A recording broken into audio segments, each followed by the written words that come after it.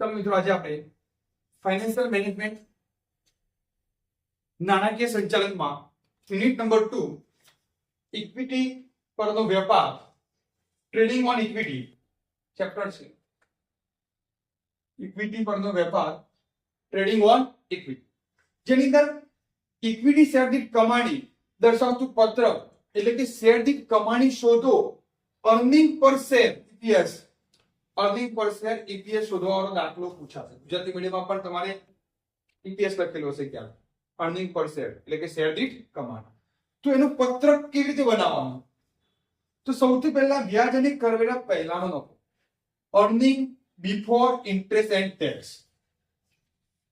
ત્યારબાદ સૌથી પહેલા વ્યાજ બાદ થશે. તમને ડિબેન્ચર આપેલો હોય, બેંક લોન આપેલી હોય તો એનું વ્યાજ તમારે ગણીને અહીંયા માઇનસ કરવાનું રહેશે.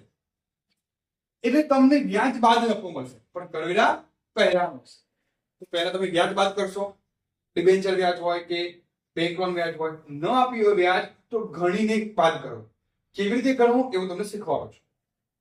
ત્યાર પછી કરવેરો ટેક્સ 50%, 40%, 60% જે કઈ આપ્યો હોય એ આ રકમના ટકા કરી અને માઇનસ કરી દેશો. એટલે તમને વ્યાજ અને કરવેરા બાદનો નફો મળે. આ પહેલાનો હતો, હવે બાદનો. એટલે અહીંયા બિફોર હતો, અહીંયા આફ્ટર થઈ ગયું. એટલે earning after interest and tax. હવે by preference share dividend, preference share dividend આપણે શું કરીશું? બાદ કરીશું. એટલે તમને જે મળશે એ જવાબ મળશે એ ઇક્વિટી શેર હોલ્ડર માટેનો નફો મળે. હવે જે નફો વધ્યો એ કોને વેચવાનો? Share holder. કયા? ઇક્વિટી કે માલિકી કહેવાય છે ને, કયા હોલ્ડરો છે? માલિક હોલ્ડર.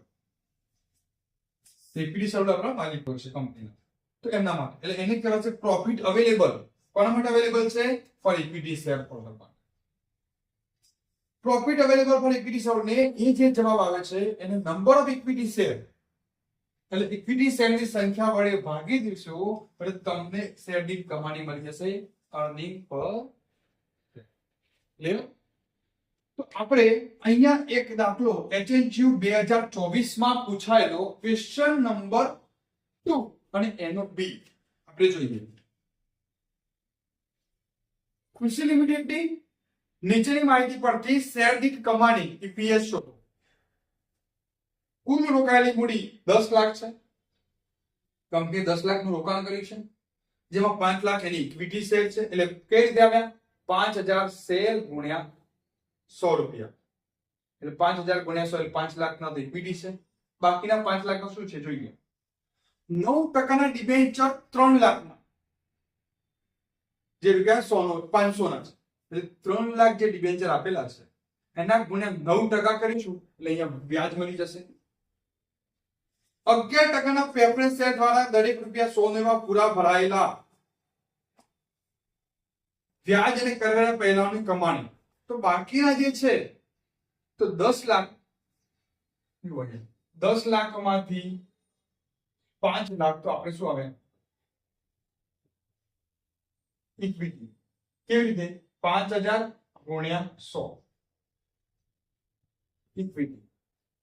પછી 3 લાખના ડિબેન્ચર આપેલા છે, 9%ના ડિબેન્ચર. કેટલા વધ્યા? 2 લાખ. આ શું છે? 11%ના પ્રેફરન્સ શેર. પ્રેફરન્સ શેર મળે, આ ઇક્વિટી મળે. ખાલી તમને એવું કહ્યું 11%ના પ્રેફરન્સ શેર દ્વારા દરેક રૂપિયા 100 નો, બરાબર? તો બાકીના શું છે? બાકીના 2 લાખ 11%ના પ્રેફરન્સ શેર મળે. એ આપણે અહીંયા પ્રેફરન્સ ડિવિડન્ડ ગણતરી કરવી પડશે.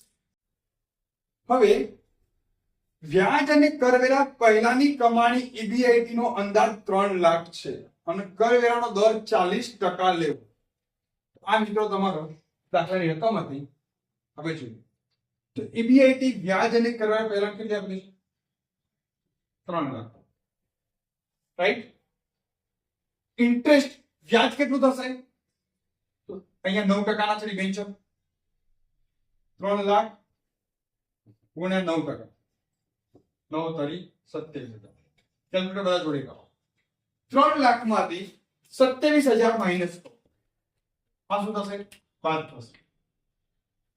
2,73,000 એના 40% ટેક્સ કયો છે? 2,73,000 ના 40%. 1,09,200 બાદ કરો. 1,63,000. આ વ્યાજ પણ બાદ થઈ ગયું અને કરવેરો પણ બાદ થઈ ગયો after interest and tax. Preference share dividend. Preference share મૂડી કેટલી તમે શોધી? 2 લાખ. એના 11% 22,000 બાદ કરો. 1,41,800. આ શું આવી ગયું? પ્રોફિટ અવેલેબલ ફોર ઇક્વિટી છે. ઇક્વિટી શેરહોલ્ડર માટેનો જે અહીંયા ગણતરી થશે 1,41,800 ભાગ્યા ઇક્વિટી શેરની સંખ્યા કેટલી આપેલી છે? 5,000. કેટલો જવાબ આવ્યો? 28.36. આ મિત્રો તમારો આન્સર આવી ગયો.